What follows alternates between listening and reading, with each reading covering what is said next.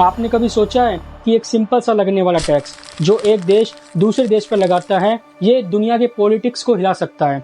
ये टैक्स सिर्फ पैसे कमाने का जरिया नहीं है, बल्कि कभी कभी एक वेपन बन जाता है। एक ऐसा वेपन जो ट्रेड को रोक सकता है, कंपनीज को बर्बाद कर सकता है और दो देशों के रिश्ते को भी बिगाड़ सकता है। आज हम बात कर रहे हैं टैरिफ की।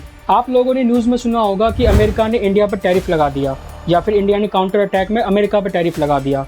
लेकिन असल में टैरिफ है क्या, कब आया और क्यों लगाया जाता है? और सबसे बड़ी बात, अमेरिका और इंडिया के बीच टैरिफ को लेकर टेंशन्स क्यों बने, कैसे बढ़े और इसका आम इंसान पर क्या असर पड़ा? ये कहानी सिर्फ इकोनॉमिक्स की नहीं है, ये कहानी है पावर, पॉलिटिक्स और सर्वाइवल की।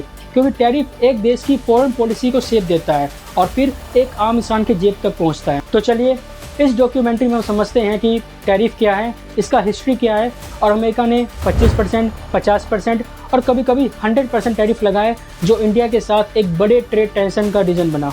सबसे पहले बात करते हैं हम इसके डेफिनेशन की। टैरिफ बेसिकली एक इम्पोर्ट टैक्स है।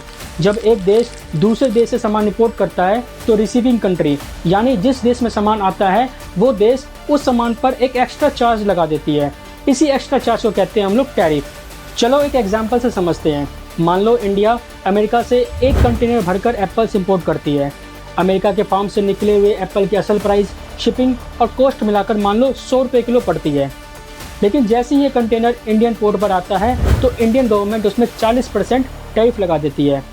मतलब कंज्यूमर को यही एप्पल अब 140 रुपये किलो पड़ा, और जो 40 रुपये हैं वो इंडियन गवर्नमेंट की ट्रेजरी में जाएंगे एज अ टैक्स। टैरिफ के पीछे 3 बड़े मकसद होते हैं। पहला, डोमेस्टिक इंडस्ट्रीज को बचाना। अगर अमेरिका के एप्पल इंडिया में सस्ते में मिलने लगे तो हिमाचल या कश्मीर के एप्पल फार्मर्स बर्बाद हो जाएंगे, इसलिए टैरिफ लगाकर उनको प्रोटेक्ट किया जाता है। दूसरा है रेवेन्यू जनरेट करना। इंपोर्ट पर टैक्स लगाना गवर्नमेंट के लिए पैसा कमाने का एक डायरेक्ट जरिया है। तीसरा और सबसे बड़ा है पॉलिटिकल मकसद, दूसरे देश पर प्रेशर बनाना। अगर किसी देश की पॉलिसी पसंद नहीं आए तो उसके गुड्स पर टैरिफ बढ़ा दो, ताकि उस देश की इकोनॉमी में प्रेशर आए और वो नेगोशिएट करने पर मजबूर हो जाए। टैरिफ के टाइप्स भी होते हैं, जैसे स्पेसिफिक टैरिफ। ये एक फिक्स्ड अमाउंट होता है, जैसे हर इंपोर्टेड शर्ट पर 500 रुपये ड्यूटी। दूसरा है एड वैलोरम टैरिफ। ये परसेंटेज के हिसाब से होता है, जैसे इंपोर्टेड कार्स पर 20% और कभी कभी दोनों को मिलाकर एक मिक्स टैरिफ लगाया जाता है। और एक और कॉन्सेप्ट है टैरिफ रेट कोटा।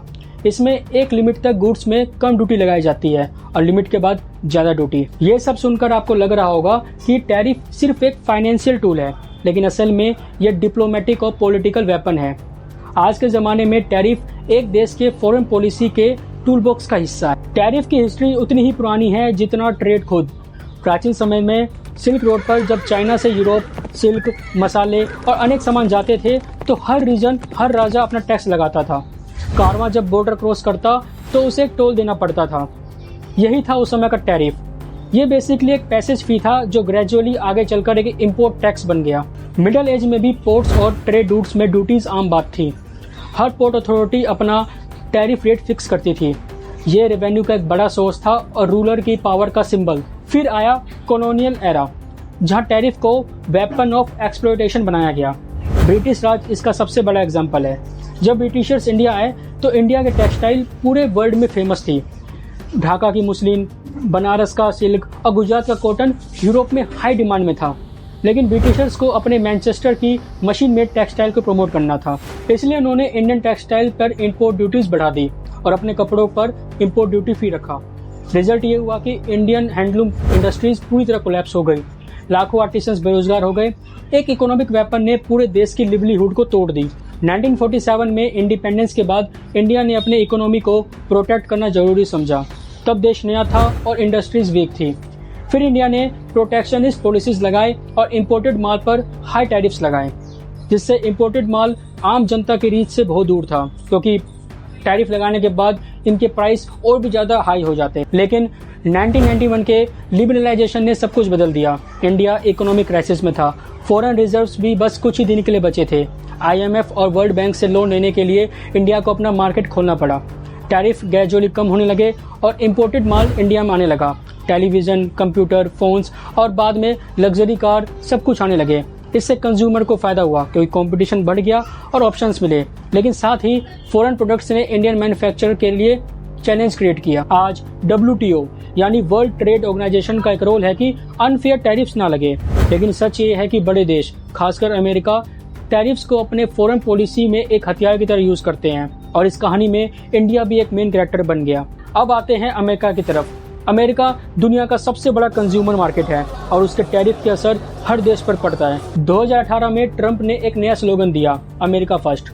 उसने कहा कि अमेरिका की स्टील और एल्यूमिनियम इंडस्ट्री मर रही है और चाइना और इंडिया जैसे देश इसका अनफेयर एडवांटेज उठा रहे हैं।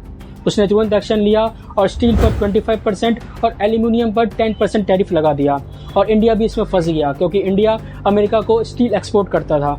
इसके बाद एक और बड़ी कंट्रोवर्सी हुई, हार्ले डेविडसन बाइक पर इंडिया का टैरिफ। इंडिया ने हार्ले डेविडसन बाइक पर कभी कभी 50% और कुछ मॉडल्स पर 100% तक ड्यूटी लगाई। ट्रंप ने प्रेस कॉन्फ्रेंस में बार बार कहा कि इंडिया एक बाइक को बेचने के लिए 100% ड्यूटी लगाता है, जो कि अनफेयर है और ये एक पॉलिटिकल इशू बन गया। और फिर 2019 में अमेरिका ने एक और बड़ा कदम उठाया। उसने इंडिया के GSP यानी जनरलाइज्ड सिस्टम ऑफ प्रेफरेंसेस को खत्म कर दिया। पहले इंडिया के 2000 से ज्यादा प्रोडक्ट ड्यूटी फ्री अमेरिका में बेचे जाते थे, लेकिन अब उन पर टैरिफ लगने लगा। इससे इंडियन एक्सपोर्टर्स को बड़ा नुकसान हुआ। इसके अलावा US ने इंडियन मेडिकल डिवाइसेस और डेयरी प्रोडक्ट्स पे भी टैरिफ लगाए। इसके जवाब में इंडिया ने एप्पल्स, चिकपीस और वॉलनट्स पे भी टैरिफ लगाने स्टार्ट कर दिए।